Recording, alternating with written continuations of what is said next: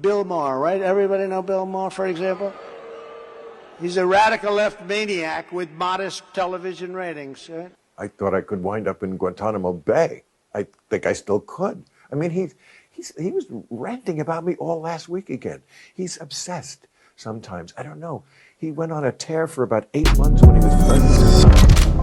What's up, guys? It's Benny. Incredible things are happening. Culture is changing at light speed, and the truth shall set you free. It seems the vice grip that libs have had over popular culture is finally broken. This week, Stephen A. Smith, a progressive anchor on ESPN, arguably the most powerful anchor on all of ESPN, a guy who's planning on running for president in 2028, said he totally understands why Democrats would steal the 2020 election and how it could be done.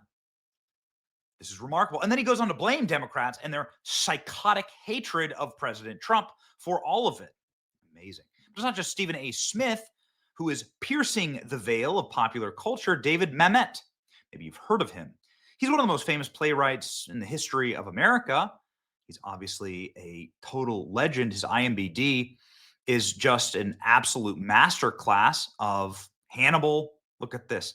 Lake Boat Ronin, Wag the Dog, a ton of movies that he wrote, a ton of scripts that are just legendary. Hoffa, just a spectacular. The Untouchables, one of my favorites right here. That's an excellent movie. Excellent movie. Anyway, David is somebody who predicted President Trump would win the 2024 election. He's obviously a Hollywood celebrity, somebody who lives inside of the Hollywood and playwright circles. Trump was the best president since Abraham Lincoln, he says. He has been endorsed by Donald Trump. Donald Trump saying great playwright and filmmaker David Mamet. He just wrote an incredible new book. Donald Trump's been a fan of his work. Apparently, Donald Trump called him after one of his Fox News hits.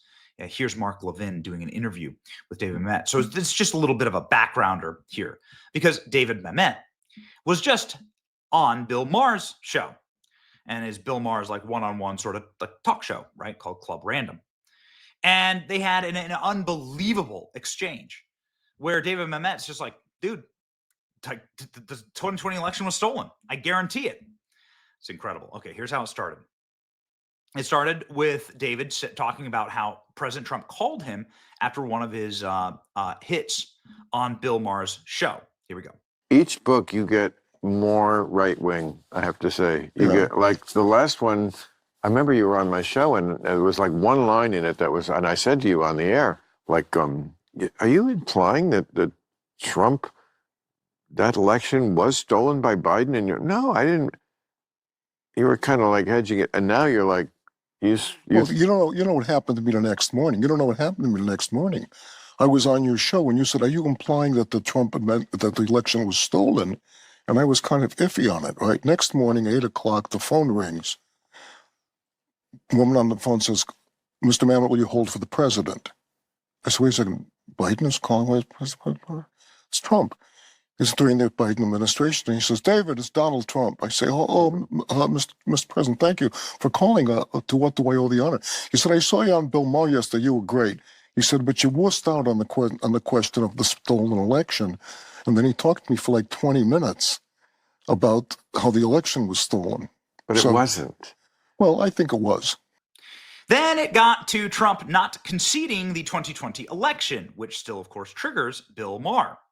And little Bill Maher threw a fit, but David Mamet said, "Oh, no, they definitely stole the 2020 election. I believe it." When last we spoke several years ago, you were stuck on this issue. You're still stuck on it. How come? Because it's not been resolved. So wait, what is it that hasn't been resolved? The asymmetry of American elections. The fact that if one party, the Republican Party, wins the election, the other party goes, okay, you win some, you lose some, and they go home. So Hillary Clinton went home. Kamala Harris went home. Yeah. You can't imagine Trump ever going home. Excuse me. Now what you're doing is injecting metaphysics into what might be a matter of. So the question is not what he did. The question is not even what he might do. What you've just said is one can't imagine what he would do. But on the other hand, No, I don't have to imagine what he did in 2020, which was never concede the election. I'm not even dude, he didn't have to concede the election. He lost. If somebody is beaten in a prize fight and the other guy gets the belt, the person who's beaten does not have to concede. It's not necessary. He's lost. Well, it is necessary. The analogy falls down because that if a prize fighter loses, it doesn't inspire people to riot. How did he inspire people to riot? By not conceding the election. Oh, come on. Oh, come on. What? Come on. So wait a second. He didn't say the words "I concede," and so that meant people rioted? Yes. What do you think January 6th was about? What do you think January 6th was? It was about people who did not hear their leaders say, as every other leader in this country has said after an election, okay, I lost. We welcome the new guy. We had disagreements, but now we're all Americans. When Obama took over, George Bush stood next to him and he said, we want you to succeed because when you succeed, Trump didn't do any of that. Okay. So what? Well, so what? It inspires half the country to not accept the basic democratic principle that we have elections, and when you lose, you go away, and then you become the loyal opposition. Look, they don't see themselves as the loyal. You like me have built a career out of nothing except talent and a little bit of luck and a lot of hard work, but you're full of shit. What I don't understand when you say that he did not say the words "I concede" caused half the country, which you just said, to riot. No, I didn't say half the country rioted. A lot of people rioted, and it was less than half the country because he got less than half the votes and still won. That's okay. That's our system. But a good deal of the country, approaching half. The two clash over the 2020 election. Bill Maher tries to get down into the details, and so does David Mamet. Just leave it to the playwright to know what he's talking about here. Go. They've adjudicated this. They've looked at this. Republicans have looked at this. It was tested in court like 60 times. It was thrown out every time. Trump's own commission, appointed by his own commissioners to look at the election, the Cybersecurity Commission, it's called, or agency. There's two of them. One of them is within the Department of Homeland Security.